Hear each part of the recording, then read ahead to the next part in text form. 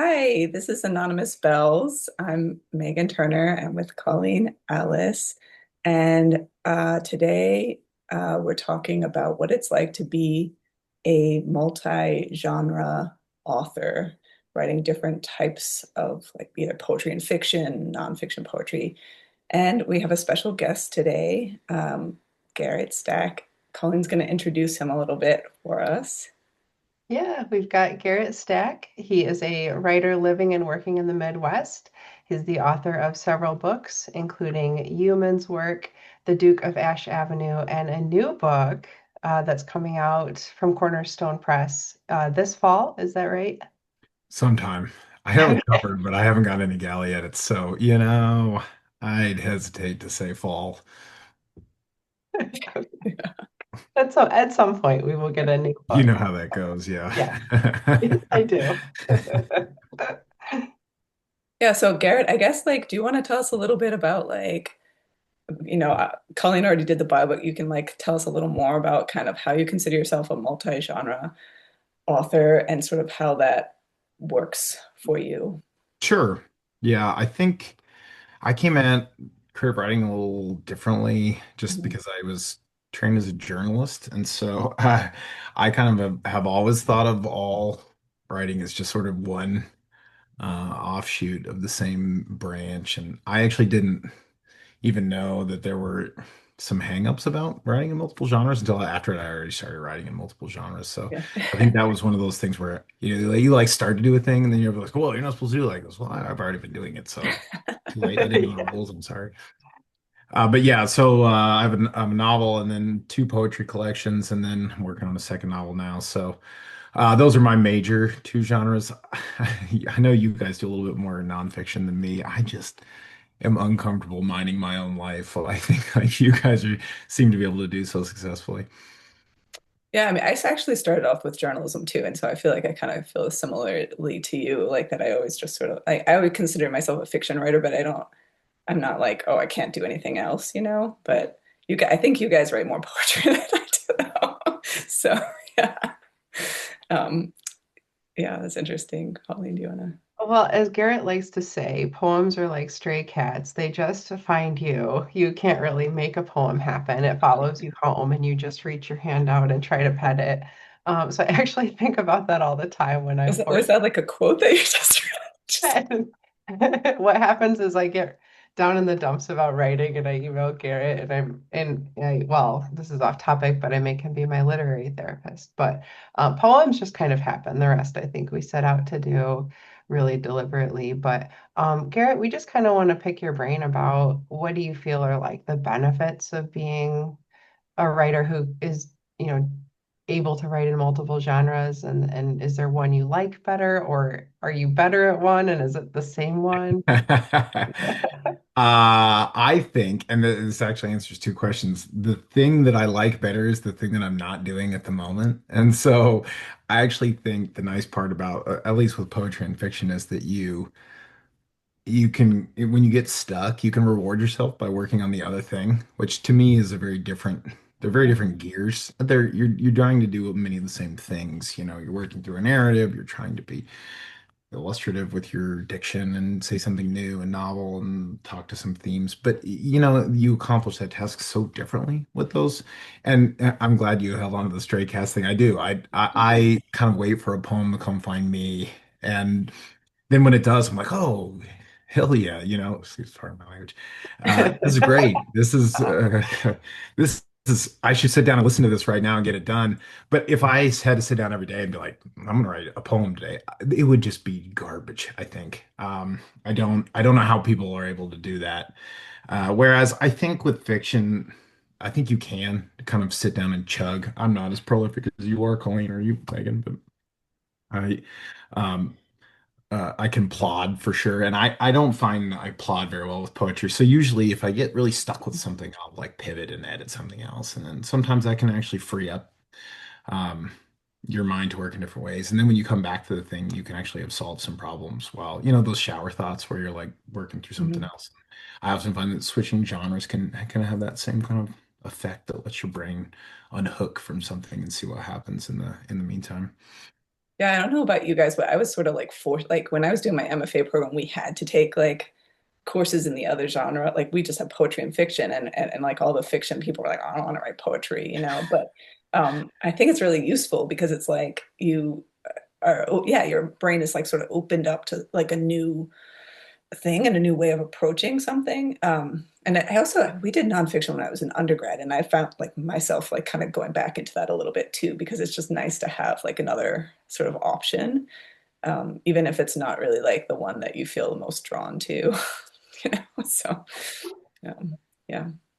There's such a difference though between journalistic writing and fiction and poetry. Like that's a really wide gap. So how did you kind of go from, because I did a small foray into journalism, and it stems from when you tell people you want to be a writer and they look at you and they say, "You mean journalist?" This Yeah. is also like 20 years ago when print media was more popular. But how do you bridge the gap between like this is I was bad at journalism, deadlines, first of all, and then like fact, fact, fact, fact, fact. And I was always like, but what about nuance? Mhm. Yeah. I actually I think like more long form journalism, like feature writing and some things like that. The line between that and creative nonfiction is really blurry for me. Especially with more and more of like reporters getting involved in the subject matter and the coverage. I think that really some of the new media um, kind of school of thought is really close to creative nonfiction, and that line is thin. But yeah, I mean, I agree with you. But even a good simple journalistic story, uses really good quotes and um, lays it out in a structure that's easy to follow and still engages and, like front loads important and interesting information, and you kind of cipher through details. So I think a lot of the same Yeah. skills that you get Mhm. um, through that process can help you. Language choice, you're really bound by word count in journalism, and that can help you really write tight. And I've had a lot of trouble like unpacking that, where even still, I know you guys have seen my work. Have you ever read anything for me that was longer than like 3,000 words? Like after a certain amount of time, I'm like, ooh, no, I'm saying too much. I'm taking too much Yeah, time. yeah, that was true for me too because I started in journal like when I was in high school and early college I was doing journalism, and I feel like I had to like really start stretching myself and being like, okay, you don't need to, no, it's not 500 words anymore, you know. And but like I think journalism helps you to be concise and to Hmm. like know how to edit yourself, and I think that's a skill that you need as you write fiction or whatever genre you're writing in. So to me it's a good foundation for that, you know. I don't know, Yep. Garrett knows more about this, but you know. No, definitely. And I think the other thing that it does is it really helps you write natural dialogue because you spend so much time getting quotes from people and like ciphering through. When you interview someone for like 30 minutes or You hear how longer, they talk, yeah. oftentimes you'll only use like one or two sentences from a person. And how do you parse like a 30-minute conversation down to two sentences? Um, and in From doing like real that, when you're characters like, too. yeah, exactly. And then when you're writing dialogue, you're like, okay, I only have like three sentences from this person. What are the three most interesting sentences I can come up with? And Hmm. having that dialogue sound natural to the person, and that helps too. In journalism, you meet so many weird, interesting people that when it comes time to write weird, interesting characters, it's like, oh, well, I met somebody like this who I want to make this person into, rather than just being able to pull from like your family and close acquaintances. Hmm. Yeah. So this is just, I want to know. I want to know, Garrett, if you like fiction or poetry better, or Oh. is that the wrong question, or do you No, want no, to tell me to just go? I, I, I guess I would veer towards fiction just because I think I read more of it and I, grew up with more of it. Um, but and I don't know that I'm necessarily good at either of these things, but I find that poetry tends to come maybe a little bit more naturally in a weird way, just because I, I think long form fiction is so takes me so long. And with a poem, oftentimes, I again, like Colleen, you write 10 for every one of mine. But when I write one, it's like, I go through a draft and then a revision, I send it to you and then I revise it again, and then it's done, right? And that's not how like tail to tip, it's like like an hour and a half, and I've got a poem, and I just need to do that 50 times, and you've got a book. Whereas with fiction, you're like, oh my God, this is taking so long.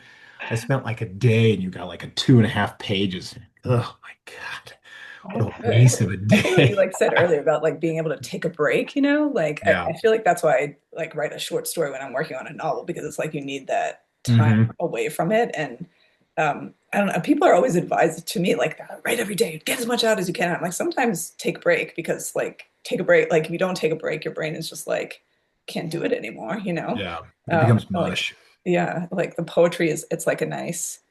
I mean, I personally I usually only write poetry if I'm like really super inspired. I'm reading a lot of poetry, but I Hmm. still feel like having something else that you can fall into if you're needing like a mental like break from whatever else you're working on, you know.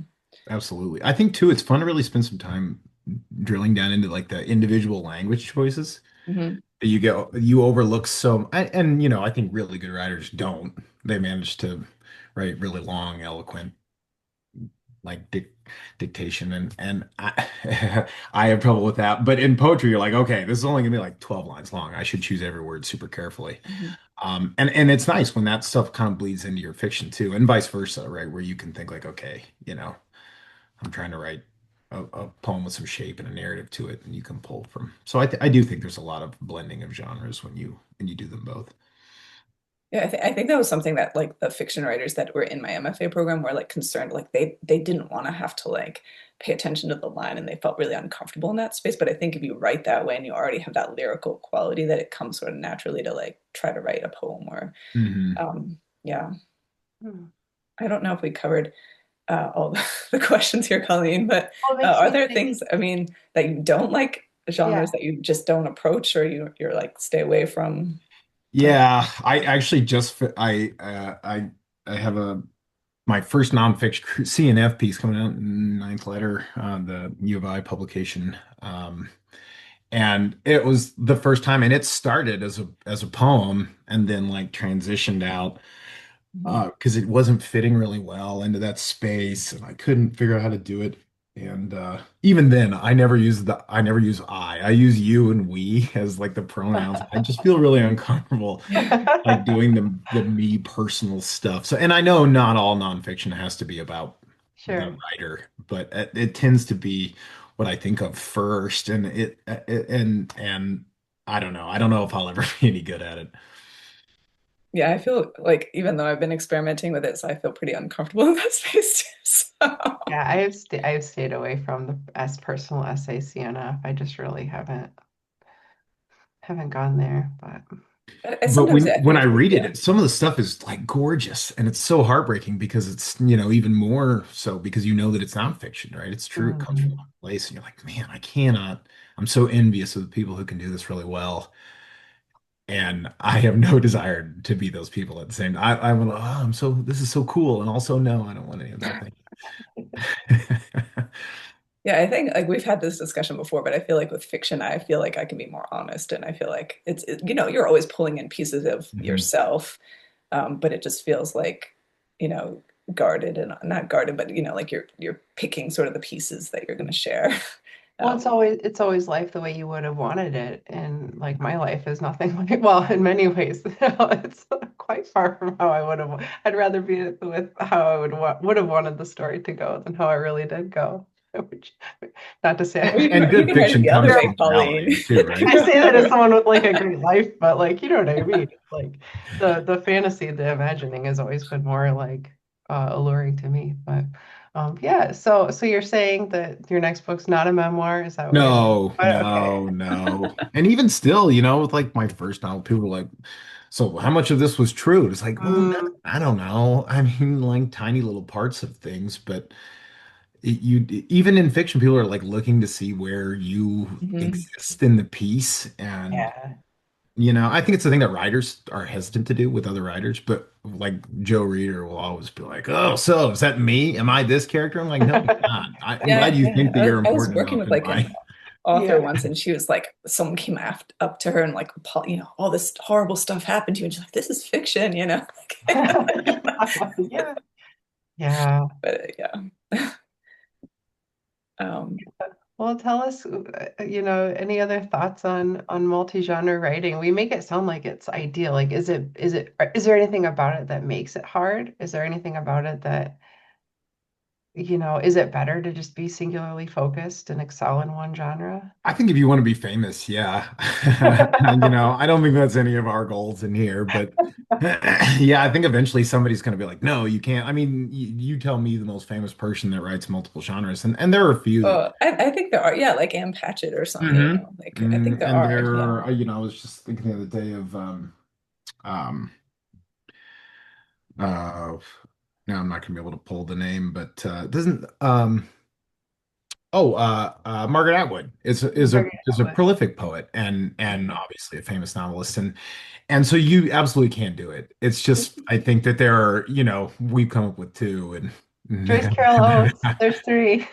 yeah, Well, I think they like tend to like be well known for one of their forms, like it's not like they're not doing it, but it's like if you ask them like, "Oh, have you read their poetry?" and people are like, "Oh, right. they write poetry." Um, Like but Hemingway. Hemingway has like 20 poems out in the world. I'm sorry, they're all terrible. That's okay. No offense, Hemingway. tells people Yeah, to and think. maybe there's something to that, right? Maybe you're really good at your craft because you spend so much time on the one thing.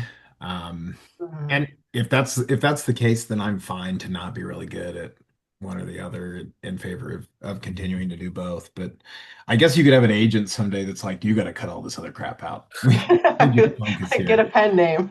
Yeah. But even then, yeah, I would. I would just like, pick an anonymous bell and do it that way. So I don't know how you could That's nice stop doing touch. a thing that you enjoy. Seems silly. That's a really great place to land. But of course, too, if you want to tell us what you're working on these days or anything else you'd like to share about your work. Yeah, I'm dragging my bones to the second novel. So yeah, why don't you have me on if it ever gets picked up, and I can pitch it then until until such date as I can ever finish it. I don't have anything to boost. I was gonna say we should say where the people can find you. You're kind of one of those writers who's a lot offline, although you have a website. I Website, yeah. do. I have a website. It's my Okay. name.com. You can find me there. And then I try to put links to anything that's online on there. But you ever go back and check and they're all like dead? You're like, oh, Yes. this is like a Japanese, like, Yeah.